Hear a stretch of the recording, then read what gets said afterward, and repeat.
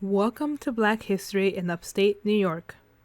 This program was produced by Victoria Basulto in conjunction with the National Abolition Hall of Fame and Museum and funded by the Catherine W. Davis Projects for Peace Fellowship, awarded through Colgate University.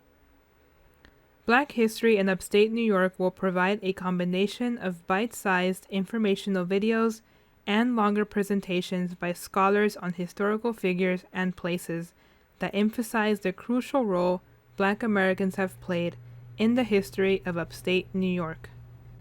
The National Abolition Hall of Fame and Museum honors anti-slavery abolitionists, their work to end slavery and the legacy of that struggle, and strives to complete the second and ongoing abolition, the moral conviction to end racism. The Museum and Hall of Fame's contact information is available on the screen. Hello, and once again, welcome to Black History in Upstate New York. My name is Victoria Basulto, and today I will be introducing the incredible John W. Jones. This video is meant as an introduction to tomorrow's presentation by Talima Aaron, who will take a deep dive into the life of John W. Jones while he lived in Elmira, New York. Elmira is located in Chemung County, not too far from the New York-Pennsylvania border, and is rich with history. It was the site of the Elmira Civil War prisoner of war camp, dubbed Elmira, for its mortality rate due to the terrible conditions like overcrowdedness, disease, and lack of supplies. Elmira is also the birthplace of Olivia Langdon Clemens, Mark Twain's wife. The couple was married in Elmira. Mark Twain wrote many of his stories there in the summer, and he and his wife are both buried in the city. In fact, Mark Twain and John W. Jones are both buried in Woodlawn National Cemetery. And most notably for our story, Elmira was a center of abolitionist activity. Its location made it ideal as a station for the Underground Railroad, especially since it was the only train stop between Philadelphia and St. Catharines, Ontario, where most freedom seekers were heading. However, Elmira was more than just a convenient place for freedom seekers to pass through. The town itself had a strong abolitionist culture. Both white and Black people actively participated in it.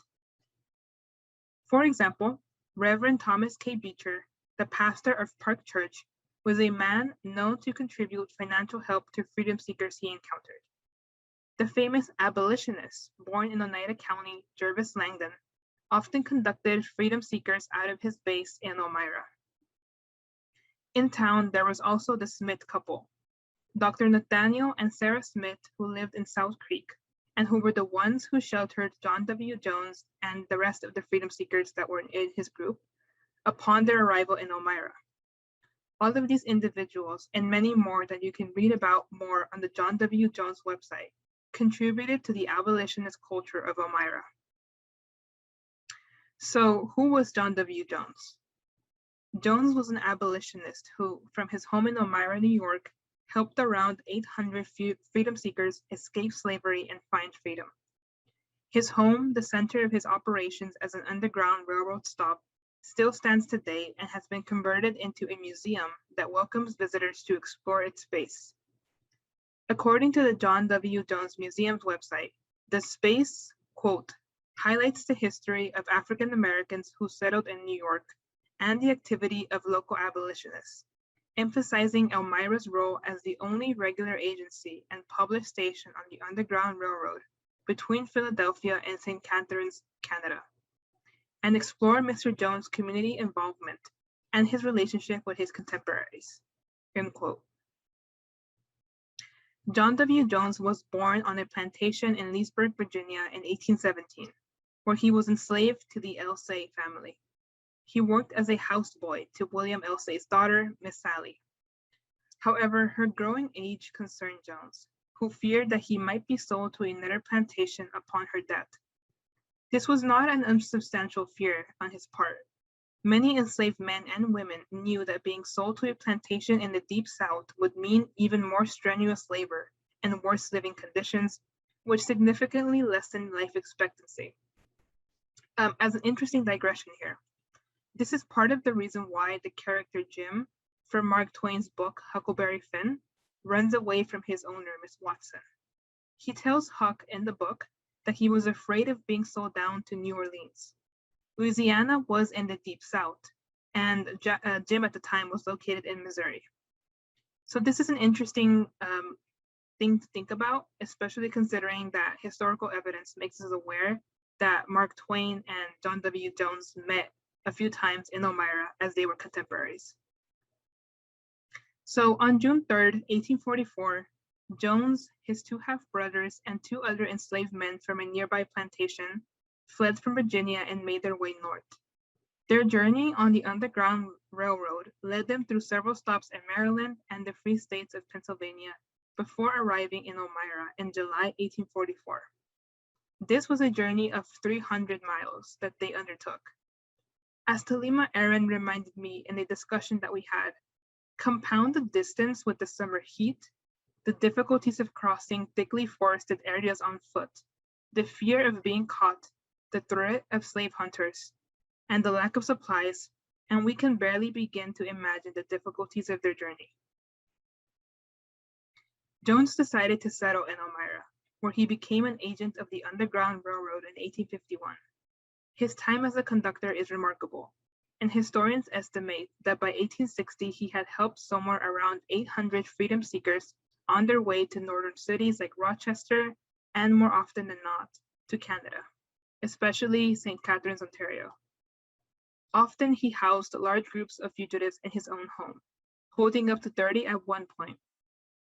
He also hid the freedom seekers around the city in different locations before making their escape safely.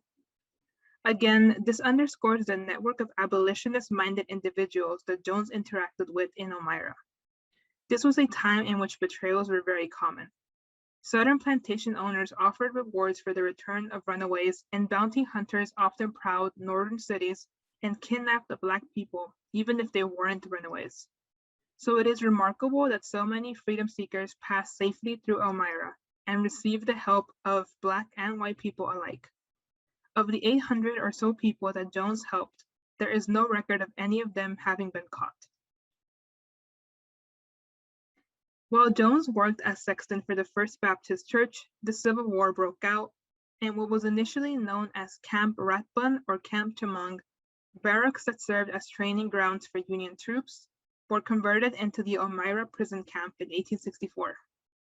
The site was meant to hold 4,000 prisoners, but had 12,000 within 1 month of the prison opening to use. The speed with which this happened and the crowded nature of the prison made it ill-equipped as a prisoner of war camp.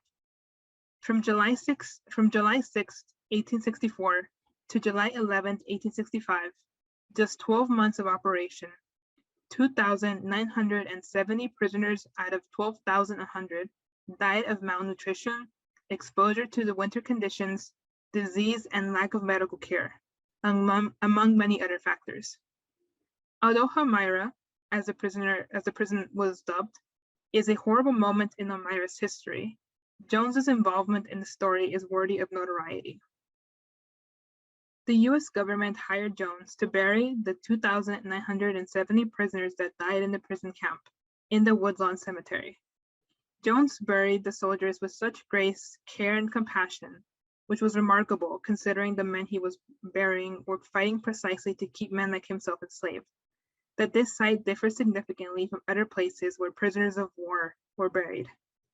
For example, Jones made dog tags, which he placed around each soldier's neck or under their arm. The individual's name, rank, company, regiment, date of death, and grave site grave number were written on the coffin itself, after which Jones marked the plot with a wooden headstone and with that same information on it. The soldiers' belongings were also cataloged by Jones and sent back to the soldier's family if possible. As I mentioned, though it may not seem remarkable on the surface, this burial method departs drastically from other grave sites where dead prisoners of war were buried in mass graves without distinction or care. However, the most significant difference is the identity of the man burying them. A man whose identity was wholly antithetical to the beliefs for which the Confederates were fighting. Jones's record keeping was so detailed that on December 7, 1877, the US government made the burial site a national cemetery, given how well it had been organized and recorded. A national cemetery status is awarded to veteran cemeteries deemed to be of national importance. The payment Jones received from his work at Woodlawn ended up making him one of the wealthiest Black men in the state and allowed him to purchase the College Avenue farm property. His wealth is critical to consider because several states had voting rights restrictions meant to keep Black men from voting. At this time, a Black man in New York had to own $250 worth of property in order to be able to vote. In Jones's case, his home and land would have allowed him to fulfill this requirement and vote. Jones' prolific life came to an end on December 26, 1900, in Elmira, New York, at the age of 83. Today, Jones himself is buried at Woodlawn, and next to his tombstone is a plaque that reads, quote, "The moment you resolve in justice, nothing can hinder you to show others the way," end quote. This has been a brief introduction to the life of John W. Jones and the backdrop of his life, the city of Elmira, New York. Tomorrow, we will hear from Talima Aaron, whose work with the John W. Jones Museum and as the president of the Board of Trustees has allowed her to continue to learn more about who Jones was beyond just the surface of the historical record. She will speak to some of the narratives derived from historical documentation that illuminate his character and personality. Thank you for joining us for this brief presentation today. Please fill out the survey whose link is on the screen and also available in the video description. This will give you the opportunity to provide feedback about this presentation in particular or the program in general. Your feedback will be helpful in the formulation of future presentations and programs like this one. Thank you, and I hope we see you again tomorrow.